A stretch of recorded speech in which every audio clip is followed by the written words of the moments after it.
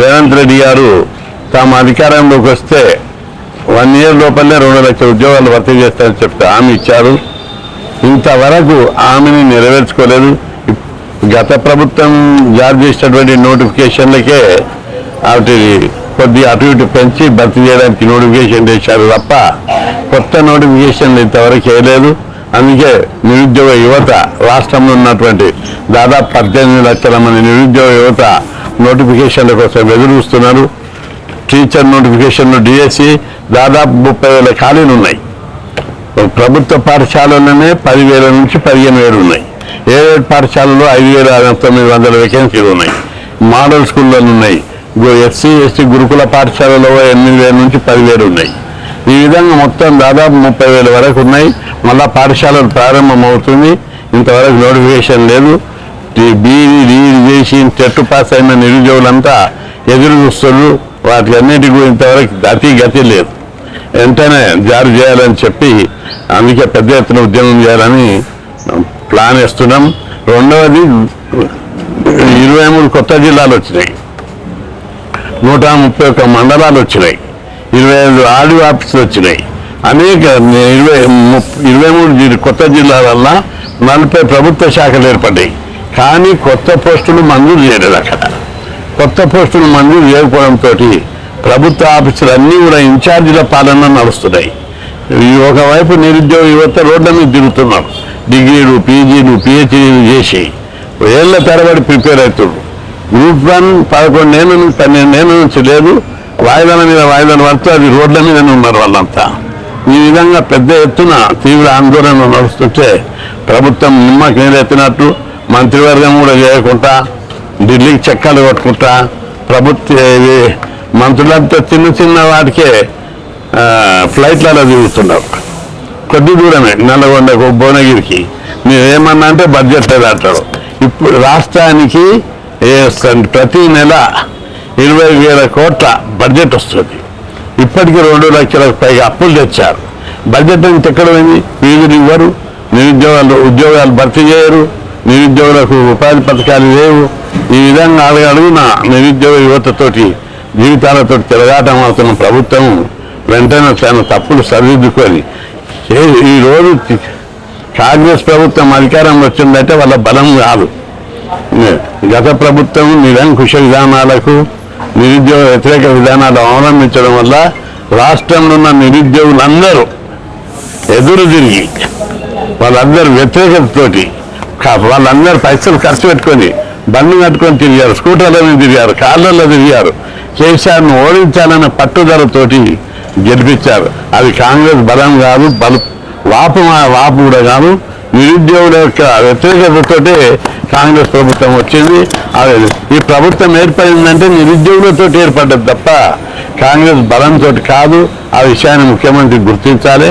ఇప్పటికైనా తన తప్పులు సరిదిద్దుకొని టీచర్ పోస్టులు, గ్రూప్ 1 పోస్టులు భర్తీ చేయాలి, గ్రూప్ 2 పోస్టులు కొత్త నోటిఫికేషన్ వేయాలి, గ్రూప్ 3, గ్రూప్ 4 ఇవన్నిటి విషయం లోపల ఉన్నత స్థాయి సమావేశం ఏర్పాటు చేసి కొత్త జిల్లాలకు, కొత్త ఆఫీసులకు, కొత్త ప్రభుత్వ ఆఫీసులకు ఇన్ఛార్జీల పాలన లేకుండా కొత్త పోస్టులు క్రియేట్ చేయాలి. జిల్లాలు క్రియేట్ చేసారు, ఆఫీసులు క్రియేట్ చేసారు. ఉన్న పోస్టులతో సర్దిద్దు తప్ప కొత్త పోస్టులు క్రియేట్ చేయలేదు. అందుకే ప్రభుత్వం వెంటనే కొత్త పోస్టులు క్రియేట్ చేయాలి, అదనపు పోస్టులు సృష్టించాలి, టీచర్ పోస్టులు టోటల్గా భర్తీ చేయాలి. ఈ విషయంలో మొత్తం 2 lakhs పోస్టులు భర్తీ చేయడానికి చర్యలు తీసుకోవాలని చెప్పి డిమాండ్ చేస్తున్నా. దీనికోసం పెద్ద ఎత్తున ఉద్యమం చేస్తాం. దీనిలో ప్రభుత్వం ఉద్యోగాలు భర్తీ చేయాలనేది మా డిమాండ్ తప్ప ఎలాంటి రాజకీయ కోణం ఉండదు. ముఖ్యమంత్రి గారు డైవర్షన్ పాలిటిక్స్ అలవాటు పడ్డాడు. ఏమన్నంటే ఏదో కారణం సాగు చూపెడతావు, మన బడ్జెట్ లేదు. బడ్జెట్ లేకపోతే ఎక్కడ ఉంది? ప్రభుత్వం లోపల కావాల్సినంత బడ్జెట్ ఉంది. రాష్ట్రంలో Hyderabad IT tower, IT hub ఇది కాబట్టి కావాల్సినంత బడ్జెట్ ఉంది. దీన్ని సరియైన కోణంలో ప్రభుత్వం లోపల ఉన్న అవినీతిని అరికట్టి ఎవరి కాళ్ళు కమిషన్లు తీసుకుంటా అవినీతికి పాల్పడుతున్నారు. దీన్ని మార్చుకోవాలి. ప్రభుత్వం వెంటనే ఫీజులు బకాయిలు ఇవ్వాలి, నిరుద్యోగుల యొక్క ఉద్యోగాలు భర్తీ చేయాలి. ఈ విషయం లోపల రాష్ట్రంలో ఉన్నటువంటి యువత మండుతున్నారు. రోజు 100 ఫోన్లు వస్తున్నాయి. అన్నగారు మీరు పోయిన ప్రభుత్వంలో రోజు ఉద్యమాలు చేసి ఇప్పుడు ఏం చేస్తలేదు. కాబట్టి ఇప్పటి నుంచి మిగలబట్టని రోజులే ఉంటాయని చెప్పి ప్రభుత్వాన్ని హెచ్చరిస్తున్నారు. నమస్తే అండి తెలుగు ప్రజలకు. మనం ఈరోజు ఆర్ కృష్ణన్న ఇంటి దగ్గర ఉన్నాం. దీన్ని బీసీ భవన్ అని కూడా అంటారు. మీరు చూడొచ్చు ఇక్కడ కటౌట్లు, అక్కడ ఆర్ కృష్ణన్న కూడా ఉన్నాడు. మరి బీసీ సంఘం దగ్గరికి ఆర్ కృష్ణన్న దగ్గరికి ఎందుకు వచ్చినామంటే ఇందాకే ఒక పోస్టర్ రిలీజ్ చేసిరు నిరుద్యోగులు అందరు కలిసి. ఎందుకోసం పోస్టర్ రిలీజ్ చేస్తారు, ఎప్పుడు రిలీజ్ చేస్తున్నారు, వాళ్ళ డిమాండ్లు ఏంది, దానిపైన ఇప్పుడు ఆర్ కృష్ణన్న ఆల్రెడీ వాయిస్ ఇచ్చిండు. అన్న కొంచెం ఆరోగ్యం అంటే బాగాలేకపోవడం వల్ల ఇంట్లో కూర్చున్నాడు. వీళ్ళందరూ కూడా మాట్లాడడానికి సిద్ధంగా ఉన్నారు, పోస్టర్లతో ఉన్నారు. ఆ పోస్టర్లు ఏంది, అసలు దీన్ని ఎందుకు నిర్వహిస్తున్నారు, ఇక్కడ అశోక్ సార్ కూడా ఉన్నాడు, జనార్దన్ ఉన్నాడు, ఆస్మా ఉంది. జనార్దన్ మీరు మాట్లాడతారు ఫస్ట్, చెప్పండి అసలు ఏంది. ఏం లేదు, మాకు కాంగ్రెస్ ప్రభుత్వం వచ్చిన వెంటనే 2 లక్షల ఉద్యోగాలని చెప్పడం జరిగింది. జాబ్ క్యాలెండర్ అనేటటువంటిది కాంగ్రెస్ యొక్క మేనిఫెస్టోలో పెట్టినటువంటిది. లక్షలు ఇచ్చి ఆ రోజు పేపర్ అడ్వర్టైజ్మెంట్లు ఇచ్చినటువంటిది. ఇక్కడ ప్రియాంక గాంధీ గారు ఇచ్చినటువంటి youth declaration, Priyanka release youth declaration అని ఈ వీటిని పట్టుకొని మేము ఎన్నికలలోకి వెళ్ళి బస్సు యాత్రలు చేసినాం. ఆ బస్సు యాత్రలలో కూడా నిరుద్యోగులు పాల్గొన్నారు, మేధావులు పాల్గొన్నారు, మీరు పాల్గొన్నారు, ఇక్కడ ఉన్నటువంటి అశోక్ సారు, శర్మ సార్ అందరూ కూడా పాల్గొన్నారు. మేము అడిగేది ఒకటి, ఈ ప్రభుత్వంతో మాకు ఏ కొర్రీ లేదు, ఏ దేశం లేదు, ఏది లేదు. మేము వాళ్ళని ఎంపీటీసీ జెడ్పీటీసీ టికెట్లు అడగట్లేదు. గతంలో కూడా ఎమ్మెల్యే టికెట్లు అడగలే, ఎమ్మెల్సీ టికెట్లు అడగలే, ఎంపీ టికెట్లు అడగలే. మాకు ఇస్తున్న 2 లక్షల ఉద్యోగాలు ఇవ్వమన్నాం. జూన్ 2కు ఈ ఫార్మేషన్ డే రోజు ఇస్తారని కలలు కన్నా ఇవ్వకపోయేసరికి అందులో వీళ్ళు 2 లక్షలలో 10,000 ఇచ్చి రేవంత్ రెడ్డి గారు ఎక్కడ పోయినా 60,000 అనడం, ఒక్కోసారి 1,60,000 అనడము.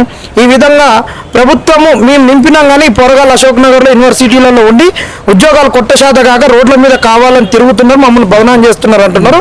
మేము అది కాదు, నువ్వు ఇచ్చినటువంటి ఉద్యోగాలు అయ్యో మీకు మేము సవాళ్ళు ఇస్తున్నాం అని చెప్పినా వాళ్ళు రాలేదు, ఇంతవరకు ఇవ్వలేదు. మా ఉద్యోగాలు కావాలని చెప్తున్నాం. మాకు సంఘీభావంగా మాకు మద్దతుగా అశోక్ సార్ వచ్చారు, ఇక శర్మ సార్ కూడా వచ్చారు. రేపటి నుంచి అందరు మద్దతు తీసుకుంటాం. ఇది మా విద్యార్థి నిరుద్యోగ మహాగర్జన అంటారు. మహాగర్జన అంటే ఎంతమందితో మన సభ చేయబోతురా, ఎన్నడు డేట్ ఎప్పుడు? ఇది డేట్ అనేటటువంటిది మేము రేపు అందరితోటి కలిసి, ఇది ఒక్కళ్ళం కాదు కదా, ఇది మహాగర్జన అంటే అందరితో కలిసేటటువంటిది. కాంగ్రెస్ వాళ్ళు ఎట్లనైతే ఎన్నికలప్పుడు మహాగఠబంధన్ అని పెట్టుకుంటారో అలా గఠబంధన్ అని పెట్టుకున్నప్పుడు అన్ని పార్టీలను కలిసి చేసుకోవాలి కదా. ఇప్పుడు మాకు అందరినీ తీసుకున్నాం, విద్యార్థి సంఘాలను లెఫ్ట్ నుంచి రైట్ వరకు అన్ని పార్టీలను అన్ని అనుబంధ సంఘాలను తీసుకున్నాం. కాబట్టి అందరితో కలిసి మాట్లాడి రేపు డేట్ అనేది డిక్లేర్ చేస్తాం. నిరుద్యోగులు అనేటటువంటి వాళ్ళు ఏది జరగట్లేదు, ఏదో ఒకటి అనేది చాలా మంది ఇబ్బందులలో ఉన్నారు. ఇప్పటికి ఒక అభ్యర్థి చనిపోవడం జరిగింది. కాబట్టి వీళ్ళందరూ చెప్తున్నారు, ఎవరు చనిపోవద్దు, ఆత్మహత్యలు చేసుకోవద్దు. ఈ కార్యక్రమంతో నోటిఫికేషన్ వచ్చేంత వరకు కొట్లాడదాం. ఇదే మాకున్న ఏకైక డిమాండ్. 2 లక్షల ఉద్యోగాలు ఈ సంవత్సరంలో నింపాలి. చెప్పండి ఆస్మా, మహాగర్జన అంటే ఎన్ని వేల మందితో, వేల లక్షల ఎట్లా? నిరుద్యోగులు వేలల్లో లేరన్నా, చాలా మంది లక్షల్లో ఉన్నారు. ఆ లక్షల మంది కదిలే అవకాశం ఉంది. ఎప్పుడంటే ఇప్పుడు 2 లక్షల ఉద్యోగాలని మా ద్వారా ఏర్పడిన ప్రభుత్వం, నిరుద్యోగుల వల్ల ఏర్పడిన ప్రభుత్వం అని వాళ్ళు డైరెక్ట్ సీఎం సారే అనౌన్స్ చేశారు. అట్లాంటప్పుడు ఈ రోజు నిరుద్యోగులని మర్చిపోయి కేవలం కొన్ని పథకాల మీదనే దృష్టి పెట్టి కొన్ని జీవోలు మార్చడంలో, కొన్ని విగ్రహాలు పెట్టడంలో వీళ్ళు నిమగ్నమై ఉన్నారు. మీరు నిరుద్యోగుల గురించి ఆలోచించని రోజు మీ పతనానికి మీరు దారి కొల్పుతున్నట్టే. అది గుర్తుంచుకొని మీరు ఏడాదిలో 2 లక్షల ఉద్యోగాలు నింపుతామన్నారు. ఇప్పటి వరకు ఒక నోటిఫికేషన్ లేదు. కాబట్టి మా నోటిఫికేషన్లు వచ్చేంత వరకు మా పోరాటం ఆగదు. మేము ఉద్యోగాల కోసమే పోరాటం చేస్తున్నాము. లక్షల మంది కూడా బయటకు వచ్చే అవకాశం ఉంది. మహాగర్జన అంటే కొన్ని వేల మంది కాదు, లక్షల మంది కూడా వస్తారన్న. ప్రతి నిరుద్యోగ ఎక్కడ అనుకుంటారు గ్రౌండ్ ఆలోచిస్తామని. ఎందుకంటే మహాగర్జన అన్నప్పుడు చాలా లక్షల మంది వచ్చే అవకాశం ఉంటుంది, వేల మంది వచ్చే అవకాశం ఉంటుంది. కాబట్టి చూస్తామన్న, చూసి ప్లేస్ కూడా చెప్పేస్తాం, రేపటిలోపు చెప్పేస్తాము. డేటు ప్లేస్ రేపటిలోపు చెప్పేస్తామన్న. రైట్, మీరు చెప్పండి. జాబ్ క్యాలెండర్ పేరుతో మోసపోయిన నిరుద్యోగులు అంటే జాబ్ క్యాలెండర్ ఎట్లా, ఏంది అసలు జాబ్ క్యాలెండర్ అంటే ఏంది అసలు? ముందుగా మీడియా వాళ్ళకు కృతజ్ఞతలు. మనం చూసుకున్నట్టయితే తెలంగాణ అనేది చాలా మంది నిరుద్యోగులు యువత ఆత్మహత్యలు చేసుకునేందుకు అంటే వాళ్ళ త్యాగాల మీద వచ్చిన తెలంగాణ ఇది. సో అట్లాంటి తెలంగాణ వచ్చినాక ఇప్పటి వరకు ఎవ్వరి బతుకులు బాగుపడలేదు. ఇంకా మీరు చూసుకున్నట్టయితే చిక్కడపల్లి లైబ్రరీ, ఉస్మానియా యూనివర్సిటీ లాంటి ఆ ప్లేసెస్లో చాలా మంది విద్యార్థులు ఇంకా నిరుద్యోగుల్లానే ఉండిపోయినారు. ఆంధ్ర రాష్ట్రంలో ఎన్నిసార్లు నోటిఫికేషన్స్ ఇచ్చి వాళ్ళ బతుకులు బాగుపడ్డాయి, కానీ తెలంగాణలో మాత్రం ఇప్పటి వరకు అసలు ఇంకా ఎప్పుడు బాగుపడతాయా అన్న కన్ఫ్యూజన్లో ఉన్నాం మేము కూడా. అంటే ఈ మొన్న చూసుకున్న గ్రూప్ 1 అవ్వనివ్వండి, ఇప్పుడు చూసుకున్న జాబ్ క్యాలెండర్ అవ్వనివ్వండి, వీటన్నిటి గురించి ముఖ్యమంత్రి గారికి చెప్పి విసిగిపోయినాం. జెడ్పీటీసీ నుంచి జనాలు ముఖ్యమంత్రులు అవుతున్నారు, మంత్రులు అవుతున్నారు, అన్నీ అవుతున్నారు. కానీ విద్యార్థులు మాత్రం ఎక్కడ పెట్టిన గొంగడు అట్లనే ఉన్నట్టు మేము ఇంతే ఉన్నాం, మా బతుకులు ఇంతే ఉన్నాయి. సో ఎప్పుడైతే అంటే వాళ్ళకి ఇప్పుడు అర్థం కాదు, ఇంకా 3 సంవత్సరాలు ఉంది కాబట్టి అప్పుడు లోపు ఇవన్నీ మా హక్కులండి. వాళ్ళ ఇంట్లోకి వెళ్ళి వచ్చి మాకేమి ఇవ్వట్లేదు ఈ ఉద్యోగాలు అనేవి. సో మా ఉద్యోగాలు మాకు ఇచ్చేంత వరకు మా పోరాటం అనేది ఆగదు, మేము పోరాడుతూనే ఉంటాము. సో మై హంబుల్ రిక్వెస్ట్ ముఖ్యమంత్రి గారికి, చీఫ్ మినిస్టర్ గారికి ఏంటంటే, sir kindly looking to this issue. And ఎవరైతే మన ప్రియాంక గాంధీ వచ్చి యూత్ డిక్లరేషన్ అని చెప్పేసి అన్నారు, మేము మీకు ఇవ్వకపోతే మమ్మల్ని గద దింపేయండి అని చెప్పారు. మేడం ఆల్రెడీ తెలంగాణలో మీ మీద చాలా వరకు వ్యతిరేకం అనేది స్టార్ట్ అయింది. సో దాన్ని ముఖ్యమంత్రి గారు కొంచెం ఆయన ఆ ఇష్యూని పట్టించుకుంటే చాలా మంచిది. And for sure hour demand is this. Thank you. ఎట్లా ఇప్పుడు వచ్చి 1 year అవుతుంది కదా, ఇప్పుడే ఏంది ఇంత పెద్ద మహాగర్జన అవసరమా, చిన్న గర్జన చేస్తే అయిపోతుంది కదా అనే ఫీలింగ్ వాళ్ళు మేము ఎంతో కొంత చేసినాం కదా అని అంటారు.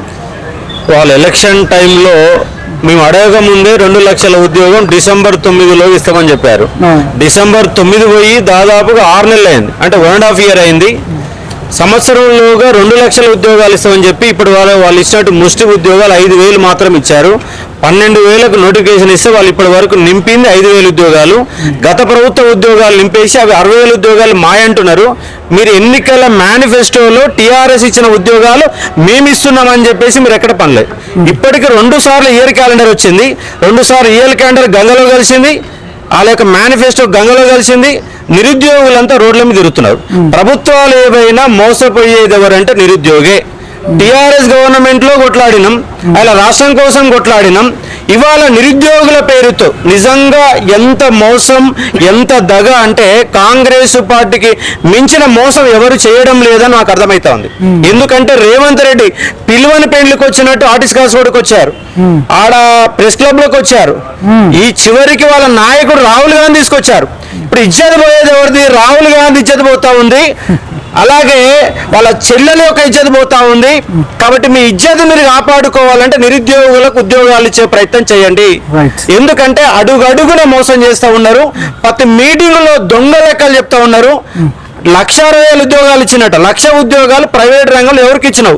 బీసీలకు ఇచ్చినావా, ఎస్సీలకు ఇచ్చినావా, ఎస్టీలకు ఇచ్చినావా? అసలు తెలంగాణ బిడ్డలకు ఉద్యోగాలు ఇచ్చినావా, ఆంధ్రోడికి ఇచ్చినావా? హైదరాబాద్ ఎవరి కబ్జాగా మారుస్తున్నావు? నిరుద్యోగుల గర్జన మోగిస్తున్నాం. ఖచ్చితంగా ఈ 10 రోజులు సభ పెడతారు మహాగర్జన అంటే 1,00,000 మందితో గర్జన పెడతాం. 1,00,000 మందితో నిరుద్యోగ గర్జన మోగించబోతున్నాం. అంత చైతన్యం వచ్చేసిందా? ఎందుకంటే వాళ్ళల్లో మదనం స్టార్ట్ అయింది. టీఆర్ఎస్ గవర్నమెంట్ కూల్చింది ఎవరు? నిరుద్యోగులే. మరి నిరుద్యోగులు గద్దెనెక్కి, కాంగ్రెస్ గద్దెనెక్కించండి. నిరుద్యోగులు గద్దె దింపడం కష్టమా? తెలంగాణ రాష్ట్రాన్ని సాధించుకున్న వాళ్ళం, గత గవర్నమెంట్ పైన యుద్ధం చేసిన వాళ్ళం, ఈ గవర్నమెంట్ యుద్ధం చేయడం కష్టమైతే?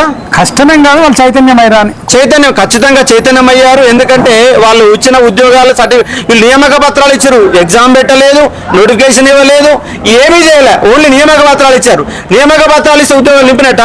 నువ్వు నీకు దమ్ము ధైర్యం ఉంటే నోటిఫికేషన్ వేసి దానికి ఎగ్జామ్ పెట్టి నియామక పత్రాలు అప్పుడు నీ లెక్క ఏందో తెలుస్తుంది.